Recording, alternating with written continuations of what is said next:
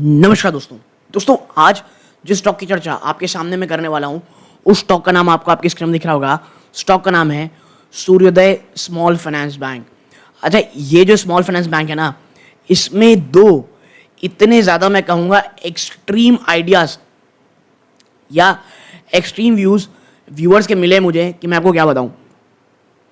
सवाल स्टॉक को लेकर के ये है, एक आदमी कहता है, मतलब एक व्यूअर कहते हैं वर्ल्ड स्टॉक एवर है ये, ठीक है, इससे खराब स्टॉक हो नहीं सकता, ना बिजनेस कर पा रहा है, लगातार पिछला जो क्वार्टर है वो लॉस में गया है, एनपीएस एक्सट्रीमली हाई हैं, और सेकंड ये है कह रहे हैं कि भाई देखिए उनका भी ये कहना है कि अब वर्स्ट ओवर हो चुका है, अब ठीक है वर्स्ट ओवर हो चुका है, और यहाँ जो एक्यूमुलेशन का मौका भी आपको मिल रहा होगा निचले स्तर में, इवन जो 100 के आसपास था वो बहुत अच्छा मौका था, और अभी भी अगर आपका व्यू लॉन्ग टर्म का है तो क्या इसमें पोजीशन बनानी चाहिए। और आप देखेंगे तो जो एक फेज आया था जहां पर स्मॉल फाइनेंस बैंक एक बहुत ही ज़्यादा नेगेटिव कह लीजिए, बहुत ही ज़्यादा एक डाउनवर्ड ट्रेंड में चल रहे थे, उनके बीच जब एक वापस से तेज़ी आई है हर कोई बहुत ज़्यादा भागा है। चाहे उज्जीवन हो 33 रुपये के आसपास था, आज 50 रुपये को टच कर चुका है, एक बार 49 के आसपास एक बार टच कर चुका है। भाई साहब इक्विटा स्मॉल फाइनेंस बैंक वो निचले स्तरों से काफ़ी चल चुका, एयू स्मॉल फाइनेंस बैंक तो एक्सट्रीमली रैली दिखा चुका है, और इन तमाम के बीच और भी स्टॉक हैं। एक स्टॉक है जो अभी भी थोड़ा चलना बचा हुआ है, वो है उत्कर्ष। अगर आप चाहते हैं उत्कर्ष स्मॉल फाइनेंस में कुछ चर्चा करनी है तो कमेंट बॉक्स में बताइएगा। अब वहीं आप सूर्योदय को देखोगे तो इसने जो लो बनाया ना, उसके हिसाब से आप देखोगे एक साल में तो निचले स्तरों से जो ऑलमोस्ट 9900 के आसपास था, वहाँ से स्टॉक 50% भाग चुका था, 150 टच किया था, ये देखिए ऑलमोस्ट 50.49%, और वहाँ से वापस से आपको थोड़ा सा गिरा हुआ आपको दिख रहा है, कितना 7.5%। लेकिन सबका ये मानना है भाई यही जो एक गिरावट थी ना वो बहुत अच्छा मौका था। तो अब करना क्या है, देखिए स्मॉल फाइनेंस बैंक में सूर्योदय में क्या फ्यूचर में कोई ग्रोथ दिख रही है? जो ये माइक्रो फाइनेंस इंस्टीट्यूट में जो एक बहुत बड़ा दबाव आया था जिसके कारण स्मॉल फाइनेंस बैंक में गिरावट थी, क्या सूर्योदय अब यहाँ से उसका उदय होगा? और जो एनालिस्ट हैं, आप कह सकते हैं जो कंपनी ने अपने जो कॉन्फ्रेंस कॉल कही है उसमें क्या है, ठीक है, तो प्योरली डेटाबेसिस में बात करेंगे दोस्तों। डिस्क्लोजर में बता दूं, मेरी या मेरी फैमिली मेम्बर की कोई इन्वेस्टमेंट नहीं है, और ना मुझे करने का इसमें आप कह सकते हैं कोई मन है, क्योंकि ऑलरेडी कुछ स्मॉल फाइनेंस बैंक जो मैं बीच में चर्चा करता हूँ वहाँ ऑलरेडी मैं इन्वेस्टेड हूँ और ठीक ठाक अमाउंट में इन्वेस्टेड हूँ, ठीक है। तो आप कोई भी नए स्मॉल फाइनेंस बैंक में करेंटली इन्वेस्ट करना मुझे उतना सही नहीं लगता दोस्तों, ठीक है। बट हाँ, वो निवेशक जो बहुत ज़्यादा डेस्परेट है भाई आगे क्या, तो उस पर हम चर्चा करेंगे, ठीक है। लेकिन आगे बढ़ने से पहले दोस्तों आपकी स्क्रीन में दिख रहा होगा मात्र 14% ऐसे व्यूअर हैं जो हमारा वीडियो देख रहे हैं, चैनल सब्सक्राइब कर रखे हैं, आपका बहुत बहुत धन्यवाद। बट अगर आप इन 86% में हैं, आपका धन्यवाद कि आप हमारा वीडियो देखते हैं, बट प्लीज़ चैनल को सब्सक्राइब ज़रूर किया कीजिएगा। देखिए आपके लिए भले ही उस लाल बटन को दबाना बहुत छोटी बात हो, लेकिन हमारी इस चैनल से ग्रोथ होती है दोस्तों, ठीक है। हमें बहुत मोटिवेशन मिलता है इस प्रकार के और वीडियोस बनाने में। हमें और ज़्यादा जो व्यूअर है जो कमेंट करते हैं कि भाई और कोई स्टॉक में वीडियो बनाइए, किसी जो स्टॉक के वीडियो बनाते हैं, जैसे हम आप कह सकते हैं अभी बना रहे हैं सूर्योदय में, उसमें कोई अलग व्यू हो वो ज़रूर दिया कीजिए ताकि अन्य व्यूअर हमको कुछ सीखने को मिले। क्योंकि इस चैनल में प्योरली जो भी डेटा अवेलेबल है वही आपके सामने बस रखना है। इट्स अप टू यू, आप अपने वित्तीय सलाहकार सलाह ज़रूर लें, खरीदना है नहीं खरीदे दोस्तों। और बता दूं यहाँ पे कोई भी ट्रेडिंग और ये तमाम प्रकार के लेवल्स की टिप्स कुछ नहीं दी जाती है, okay, pure information. Now channel को सब्सक्राइब करके वीडियो को लाइक ज़रूर कीजिएगा। अब आते हैं स्टॉक की तरफ। देखिए सबसे पहले ना आपको समझना पड़ेगी बहुत ही चीज़ है कि करती क्या है। तो देखिए ये कंपनी ऑफर करती है स्मॉल फाइनेंस सर्विस 2017 में वो कस्टमर जो अनबैंक्ड हैं, अंडर बैंक सेगमेंट से आते हैं, उनके साथ ही कंपनी काम करती है। और ये बात मैं लगातार बार बार बोलता रहता हूँ जब भी मैं स्मॉल फाइनेंस बैंक की वीडियो बनाता हूँ। देखिए ये सुनने में बहुत अच्छा लगता है, बहुत ही ज़्यादा आप कह सकते हैं ऐसा लगता है कोई मानव सेवा कर रहा है, but at the end of the day it's business, ठीक है। ये देते हैं अंडर बैंक अनबैंक को, तो जो अनसिक्योर्ड लोन होता है तो भाई साहब उसकी जो वो रहती है ना इंटरेस्ट, वो भी काफ़ी ज़्यादा रहती है। तो ये चीज़ ध्यान में रखिएगा। प्रॉब्लम क्या है यहाँ पे अभी कि जो माइक्रो फाइनेंस इंस्टीट्यूट जो लोन थे यानी जो माइक्रो लोन थे वो इतनी बुरी कदर फंसे हैं, इतने ज़्यादा एनपीएस निकले कि तमाम स्मॉल फाइनेंस बैंक्स की कमर टूट गई, ठीक है। और ये जो स्टॉक था सूर्या स्मॉल फाइनेंस बैंक, सूर्योदय, उसके साथ क्या प्रॉब्लम हुई, देखिए आप ना सीधा रिजल्ट में चलिए, ज़्यादा टाइम वेस्ट यहाँ पे नहीं करेंगे। आप पाएंगे कंपनी 471, और देखिए पिछले कुछ समय ना, पिछले 2-3 क्वार्टर से ना, मुझे लगता है ये एक लौता ऐसा बिजनेस होगा जहाँ पर जब भी कोई रीडर इसके क्वार्टरली नंबर्स पढ़ता होगा, वो सेल्स की ओर ज़्यादा ध्यान नहीं देता है कि भाई सेल्स बढ़ी कि नहीं, बहुत ज़्यादा बढ़ी। लोग सीधा आते हैं सेल्स ठीक है भाई नहीं बढ़ा तू, बट एनपीए हमको बहुत ज़्यादा मत कर। और प्रॉब्लम क्या हुई यहाँ पे, आपकी एनपीए भाई साहब क्वार्टर 5.53 से सीधा 7.16 आ गई, ठीक है। आपका नेट एनपीए 3.13% सीधा 4.58% में आ गई। और ये जो एनपीए था ना वो बहुत ज़्यादा डिजास्टर्स था।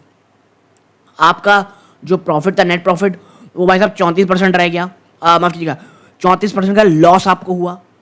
इसके साथ साथ टैक्स परसेंट 28% की, भाई आप जब लॉस करते हो तो आपको कोई फायदा तो मिलेगा नहीं टैक्स का। तो ये तमाम चीज़ें मिलकर के one of the worst case scenario रहा। और यही कारण है एक समय में ना 50% से भी ज़्यादा की क्रैश ये स्टॉक आपको दिखाया था सूर्योदय। इसके साथ साथ अगर आप देखेंगे अभी और चलेंगे और कंपनी को देखेंगे कि शेयर होल्डिंग पैटर्न क्या कह रहा है, तो देखिए प्रमोटर ने अपनी होल्डिंग कम तो की थी, लेकिन इस बार कुछ थोड़ा पॉजिटिव हुआ है, ठीक है, थोड़ा सा पॉजिटिव हुआ। और थोड़ा पॉजिटिव क्या है, देखिए मार्च के अपडेट तक तो आप देखोगे तो एफआईआईज ने अपनी होल्डिंग कम की, डीआईएस ने अपनी होल्डिंग कम की, माल किसने बढ़ाया भाई साहब, पब्लिक ने माल बढ़ा लिया, ठीक है। और इस 67% माल पब्लिक के पास है। कितना पब्लिक के पास है? हाँ, एक बहुत बड़े इन्वेस्टर हैं जिनका नाम है मुकुल महावीर अग्रवाल, वो अभी भी 2.82% होल्डिंग इसमें रखते हैं।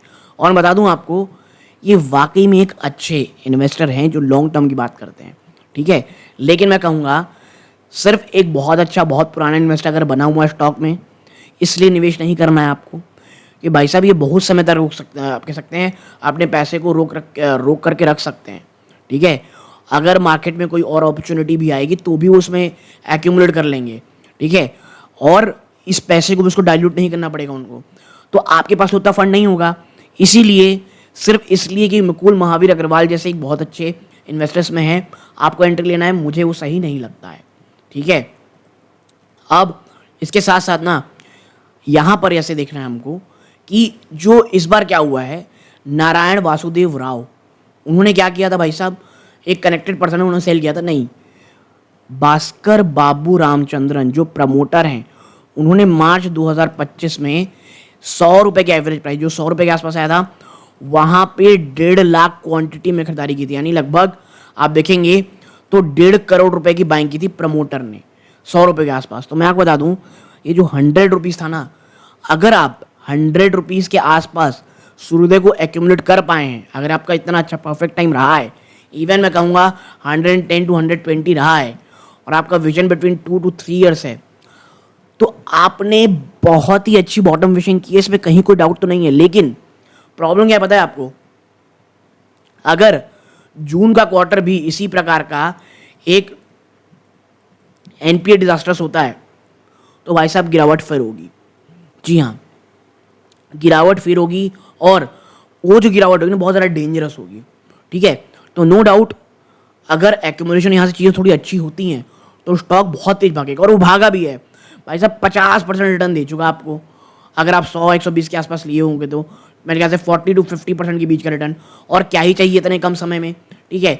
लेकिन अगर आप सोच रहे हैं कि भाई कम से कम 2 से 3 साल रखना है और 100 से 150% रिटर्न चाहिए, तो समय देना पड़ेगा इस स्टॉक, क्योंकि इसका जो एक्सपोजर है वो माइक्रो फाइनेंस इंस्टीट्यूट के बहुत ज़्यादा है, तो ट्रैक करते रहना पड़ेगा।